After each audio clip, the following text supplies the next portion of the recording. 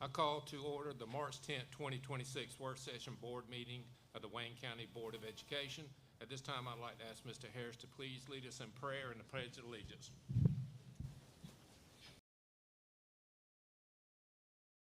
Thank you for all you've done for us, Lord. I thank you for everything that you do for us, Lord. Be with us tonight that we will conduct this, make wise decisions, Lord, concerning the schoolwork and the school business. Forgive us where we fail. In thy name we pray. Amen. Amen. I pledge allegiance to the flag.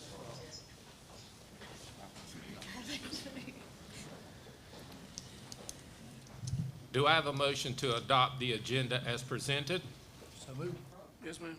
Daniel? Yes, ma'am. Mr. Harris? Yes, ma'am. Do I have a motion to approve the minutes for the February 24th, 2026 monthly board meeting? Yes, ma'am. Ms. Daniel? Yes, ma'am. Mr. Harris? Yes, ma'am. Now it's you. Yes, me. The first item on the agenda tonight is recognitions, and for those I'm sure they're very thankful for, Yes, but ma'am. I just want to take 1 second to thank the board members for all the work that you do to support our students and our staff.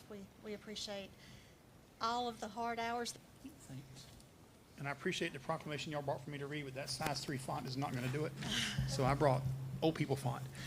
This is a proclamation by the governor of the state of Georgia saying, School Board Appreciation Week, whereas in strong commitment to quality public education by securing necessary resources, promoting academic standards, and fostering partnerships within communities, and Georgia and nation. Now, I, Brian K. Kemp, governor of the state of Georgia, do hereby proclaim March 8th through the 14th, 2026, as School Board Appreciation Week in Georgia. And of course, you have all these gifts here, but we would also like Thank you, sir. Okay. I messing with you. That was messing with you. Capital outlay, and I do have a couple updates there. If you've ridden by, you've seen some block walls. I'm not sure if you've been by the high school. So at the ag site, they are pouring footers. % of the load-bearing walls are up. The block work should be complete in 2 weeks, and they will be setting the bar joists for the roof after the block work is complete. So they're making a lot of progress. With Raymond James and also our architect, the architect's working on some renderings for our next East Blast that is a few years away, but we are going to create a timeline for. Have they decided, or have you a time frame of what we're looking at for the projects for the weight room, the ag, the ROTC? And they said 2027, the summer, Yeah. we should be Yeah. rolling. Thank you, ma'am. The next item on the agenda is our strategic plan, and we have Dr. Stephen Boyd to come give us an update on his section, one of his sections. Been years in a lifespan because of the way she works you and how many different duties that she gets you. But I enjoy coming to work every day, Ms. Williams. Thank you for I'm glad you do. bringing me on from 4 hours And I away. appreciate your service. Basically, what this is recruitment, retention, certification of our personnel. That's what this one covers. So it's broken down into 3 parts. The first part is attracting professionally qualified. And if they don't have it and they're still the best candidate for the job, our job is to get them certified in that area. So this plan kind of addresses that. And in a couple of areas, what it talks about in this first section is how we attend central office staff members that are elected, because we don't work in the buildings. We want the buildings to go recruit them and tell these young people, hey, this is what it's like to work here in Wayne. Currently use YAS, which we're switching to eTrieve here real soon. So this is a program online through our website. Dr. Burgess also uses social media platforms to promote these opportunities that we have out here. And then, of course, we use teacher roles and responsibilities are. So all that's laid out there for the public to be able to see, to want to apply for the job. The second section covers retaining the staff. It's a percentage of effective teachers being retained by our school system from 89% to 93% by 2028. I will tell you, in the last year, we have closed that gap for sure, especially on the survey open inside the buildings right now. Honestly, most of them will probably be filled by you guys when y'all vote yes or no on approved personnel tonight. But this section is doing excellent. We want you to be a teacher leader on your hallway. The other is to use that evaluation system for teachers who are not up to snuff, as you can say. And then use professional learning, use professional development plan system to get there. The other one is all new staff members go through our mentoring program. So once a month, I check in with their mentor teacher. So they have a veteran teacher that's with them. And they spend time with them out, how do I get X to be successful at Y? And they log these hours in, and through federal money, we're able to pay them a small little supplement throughout the year for their time. So what we're looking at right now, and I will give you an example. One is they're not getting it. Like right now, they just don't understand. They're not listening to me. I'm their mentor teacher. I was like, that's an issue. We address that with a building principal and say, this one right here, what are you doing with them? How's it work for this, where we can waive certification? But it's not something that it's something that you want available, but it's not something you want to use all the time. Because I guarantee you, every parent in Wayne County school system wants they do not have a certificate at all in education to get them there. We have dropped that by 33% in special education in the last 12 months. We have dropped that number really hard there. Dr. Boyd, just a couple quick questions, and maybe I was confused on something and you could help me out. You said we're trying to get up to 89 to 93% by 2027, is that? Yes, I was just sir. seeing where we're at compared to where you hope for us to be at in 2027. So at our job fairs, do you attend many of them a year? Are we going out promoting the county? Interest in, like, these people are there for all sorts of fields. So a lot of times at those fairs, it isn't just public schools that are there. Colleges are there, recruiting all too. There are some, and these start to kick off about this time, that our principals are in love with and want to hire and bring them on back to Wayne County. So I will tell you this, like, our best tool has been student teachers, people who come here and do a practicum. Hey, a lot of times at these fairs, you'll run into students whose GPA is really low. One time I was at one, and he was a history major, and he's like, I'm looking for a history job. And I said, what's this? And the way we get them, recruit early in the season like we're doing now, post jobs early, and then go after them hard and fill these positions before we get into late April or May. And as you, I want to say congratulations and thank you to those teachers who have gotten their certificate while working in that grace period. Thank you so much. I heard for our students that are in the building and letting them know that you can do it. If you have a passion, then you can achieve your goals. So appreciate that. Ms. Daniel has a question. yes, ma'am. Sometimes you may find that down in the rough at that job fair, that may be looking for that small system to teach at. And it also opens up a variety of people who may think outside of the box. Really good at talking to students who are in like the education department to attend these. The problem with them is like a lot of the students that do come to those, like they have an area in Georgia they want to go, and like they seek that out, and a lot of them want it itself.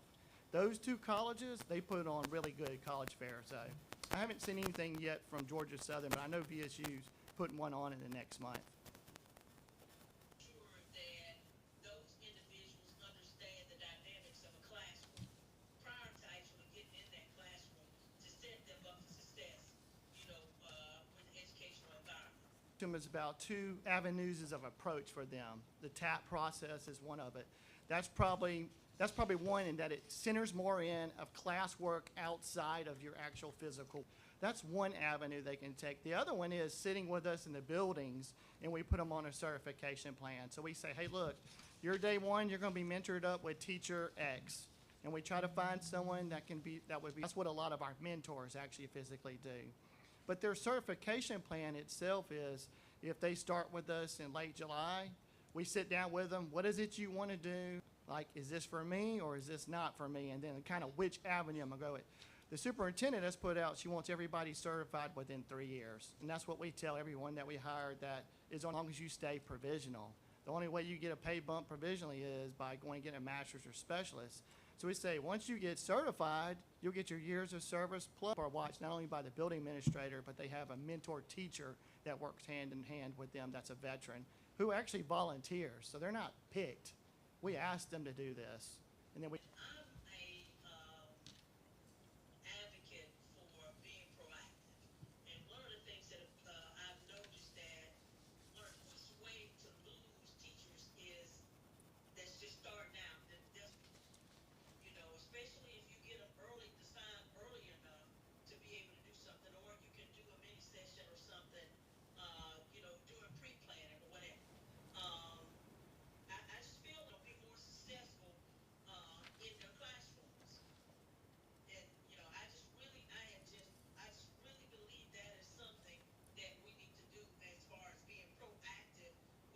did do a classroom management with them from the board office. I actually taught it myself, and kind of the do's and don'ts of what you can do in a classroom, because a lot of them don't know the board. A lot of times, though, going forward from that, when we're in pre-planning going into the school season, the building principals, the weight is on them to ensure that these teachers are getting classroom management type training. Get 6, plus all their walkthroughs besides what they're seeing in TEKS. So a new person that doesn't have certification, they're going to see an administrator at least 8 times during the year on motto of what we want to do with our kids. So that's what we're trying to do. Right. And I want them to want to say that I can do this, and to come in at the beginning of pre-planning. I'm just throwing something out. At the beginning of pre-planning and do an all-day seminar on classroom management, you know, because be a session where they can do some demonstration. They can see, you know, they can actually do some mock things, mock role acting, where they saw that even in high school with the struggles that those who were coming in who did not have the regular certification, did not go through classroom management courses. So that's the reason why I'm asking that. Yes, ma'am. Next, we have Career Technical and Agriculture Education Update, CTAE. We have Mr. Patrick Edwards, our CTAE Director. I don't want to steal his... Weeks ago, Ms. Williams was at the school, and she stopped in and asked if I would mind coming tonight and just sharing a few things about what we offer at the high school. And also, we offer 26 different pathways across 9 different clusters. For a school our size, the state requires us to have 8 pathways across 4 clusters. If you can get a little bit... First and second level course, a lot of times are the same. And so once a student takes those 2 courses, the third level course is what's different. They can take those. It allows them to earn more than 1 pathway. And they pathways. They get a single color cord if they've completed 1. If they've completed more than 1 pathway, they get a dual colored cord. So kind of signifies their hard work for that. We currently have 77% of the middle school students. The numbers that the state recently released, it's a state-determined performance levels. And what this does is when a class graduates, it takes the graduation rate for students who have completed 2 or more pathways, CTA courses, excuse me, not pathways. The state target is 96.66%. The state-determined level of performance, the target for ELA is 77.62. Wayne County High School was 80.98. In math, for the state target, Wayne County was 88.31. So you can see there that that the students did an outstanding job when it comes to those categories. Pathway completion, that is a pathway assessment. That's a test that a student takes when they have completed the 3 classes in any of those given pathways that you have in front of you. Our pass rate was 75.58%, and the state target was 43.6. There were 2 areas that we did not meet the state target in. One of those was the non-traditional students, or non-traditional pathways. And what that is, 2 courses that were 2 construction pathway, and the number of males who were involved in the healthcare pathway. So a couple things we've done to address that is we've taken the females that are in construction, and we've learned in there that females can benefit from too. Males in healthcare have taken it, that's not just having to be a nurse, because we also offer a sports med pathway. So students who may be athlete, obviously males and nurses, that's a high demand, and there's really good money to be made there. Also, work-based learning, we were slightly below the state target, and I couldn't figure it out. So I was at a conference, a director directly with them, to hopefully clear that up and make sure those are right. We do offer dual enrollment technical classes, or Coastal Pines offers those classes, and our students, and what that is it's a program that a student can get 9 high school credits. They can go to the technical college, and they can complete 2 technical college certificates or 1 diploma. Credentials, the diploma, it does not allow you to go to a 4-year college or university, but we have many of our students who they have no plans on going to that anyway, and it gives them that opportunity to have currently offered in Jessup for Coastal Pines that our students partake in. It's accounting, HVAC, computer information systems, cosmetology, criminal justice, cybersecurity, early childhood education, paraprofessional as well. So that is an opportunity for them to drive over there and partake in that. And I've got the breakdown of that. If you're interested in that, I can get Ms. Williams to. He's got to get back to his shop, and he's tried to for 3 years, and we've talked him into coming back every year, and he has so graciously come back. But this year, 6 or 7 years that he's been with us. So obviously the job has been posted the last 2 years, and now for this year, and I reached out to him, and I tried to get him to come over, and just being honest, he was working for somebody else, and the money that he was making there, we couldn't touch it. So, and I told him 2 options that we've explored. One is an electrical pathway. The reason that I thought about this one is if you'll look at your handout, the construction pathway that we currently, it would go along with something that we're already teaching at the high school. And then another pathway that's offered in the state is industrial maintenance. It deals a lot with what we have in our industry here in our community, was that we don't currently offer. So it would be, first of all, trying to find someone qualified to teach it. Just like automotives, a lot of times if they're qualified to teach it, let's just be, but those are 2 potential pathways. If we don't find an automotive instructor here pretty soon, we're gonna have to start exploring those options because there'll be equipment that will need to be. How many of our students take advantage of those classes at Coastal? There's 60 currently enrolled right now. In just the technical classes, in the but we technical also classes. have college prep. They have classes. academic classes Yeah. as well. I don't have those. My transportation to Coastal Pines here in Jessup. Can I clap? Yes, sir. Okay, There's, and They they, have transportation. I fought for that for a very long time. yes, you did. Yes, you did. Transportation. They sign up. But to piggyback off what you were saying, there's actually ex-teachers that work at Rainier, where I work, Basic that used to classes are the teach this same, stuff, then but they have like went for advanced more money classes. Right. to, That's right. to actually do the job, so. Yeah. Be in need of electricians and different things. Am I right, Mr. Yarborough? Yes, ma'am, the whole world is with all this. So I wonder if they Technology could stuff. partner with the Board of Education, how some of the ones that did teach that will come and teach and help supplement that pay to help provide those future, employees for them. I That- can ask. That would be a block a day and teach the class. So there are places that are doing it, and it would just be a partnership. But they also have a job they have to do at Well, coming from, Thank you. You've done a great job, because that's the only question I got for you. That's the question I was gonna ask. well, good. Thank you. coming from that could go to the field and work and make more money, because I taught welding for 30 years, and I can assure you I could have went and made a lot more money. But when down the road, it sure does help when you got a good retirement. That's right. I've tried to pitch that to Mr. Duncan, but it's not working. I'll call him, see if I can pitch it. So, all right. Any others? Thank you, sir. Dr. Harrison is out sick, so I'm filling in for her on the budget preview for FY '27. We have begun working on that budget. As you know, the majority of the budget is personnel, 21.91% to 22.32%. The employees will still pay 6% out of their paycheck, but the employer portion is increasing. And health insurance, and that's up from $22,260. So that's a really big cost to local school districts. The state pays for these benefits for the employees that they pay for. So the employees that we earn on our QBE allotment sheets. We are planning to build into the budget some proposed pay increases. Those are the 4 areas there that were approximately $415,000 to give those pay increases. That's the total cost. Some of those will be paid with some federal funds, pre-K possibly. So that's not.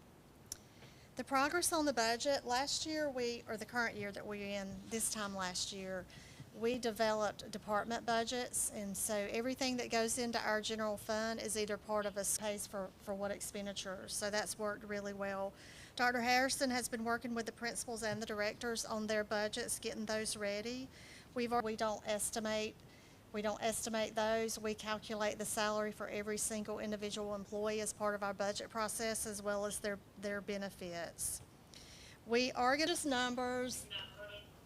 Well, it's just based on class sizes and numbers. Where there are a couple special education cuts where the services are no longer needed at that particular school. And some of your, other elementary grade levels. Those are because- special ed paraprofessionals.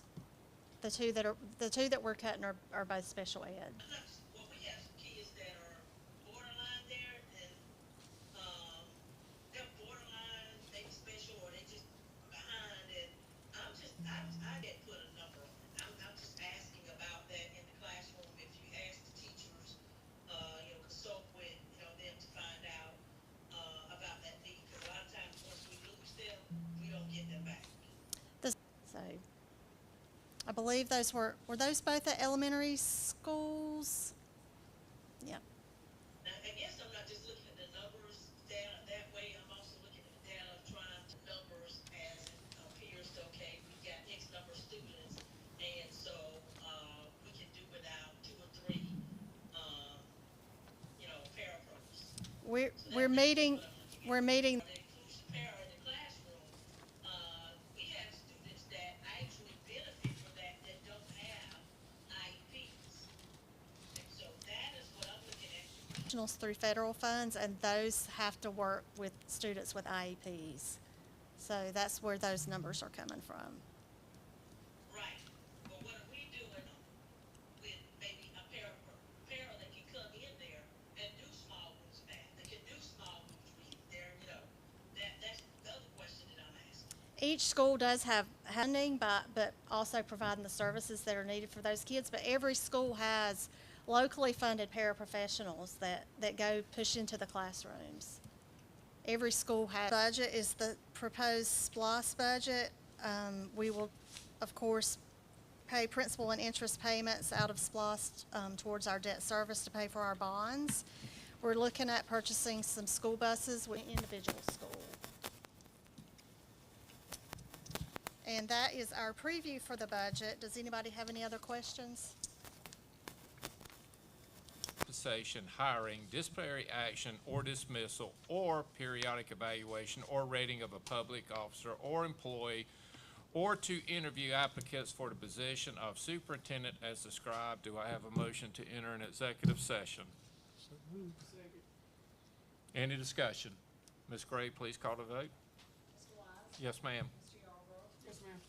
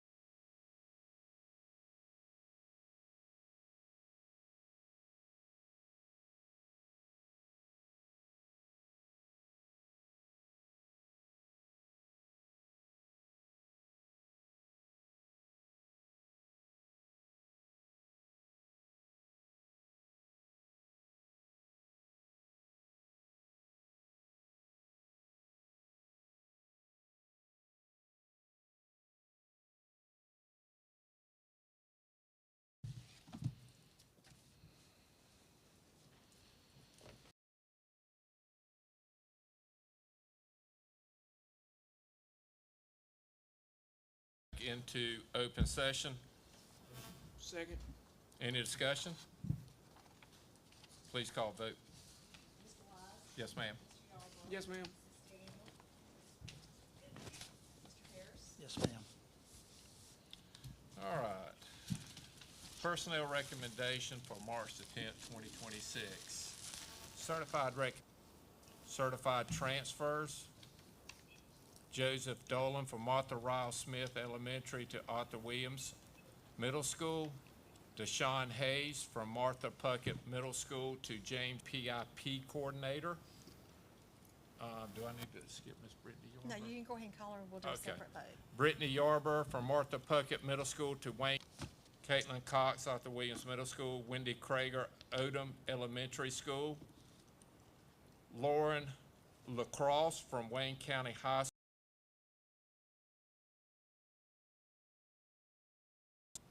Teresa Wade from Wayne County High School. Tricia Scarborough, thank you. Destiny Walker, Wayne County High School. Classified recommendations. All right, Parapro to Pre-K Para. Classified resignation, Cheyenne Mosley. And then the community coaches. And then community coaches. We have soccer, and that's a new one.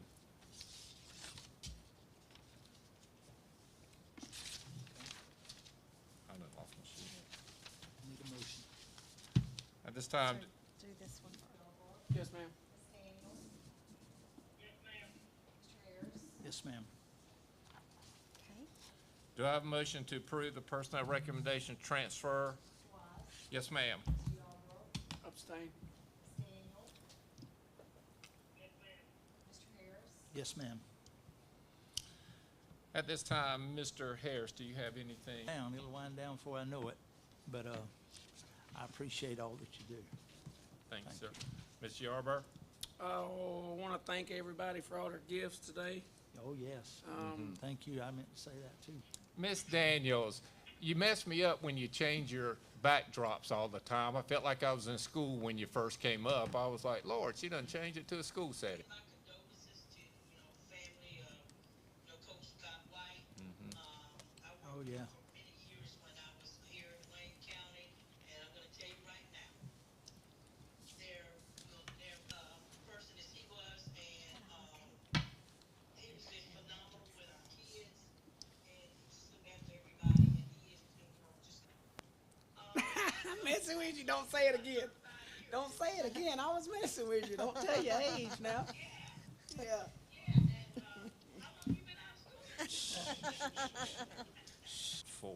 For everything you do and continue to do. I thank this board for a job that nobody seems to understand how it would. I'd also like to caveat on Coach White's family. God bless them. I pray for them. And Miss Mosley, Yep. I know you're home watching with your coach. Remind everyone that Friday is a teacher workday, so there will be no students in school that day. I do want to send my condolences as well to we send our thoughts and prayers to her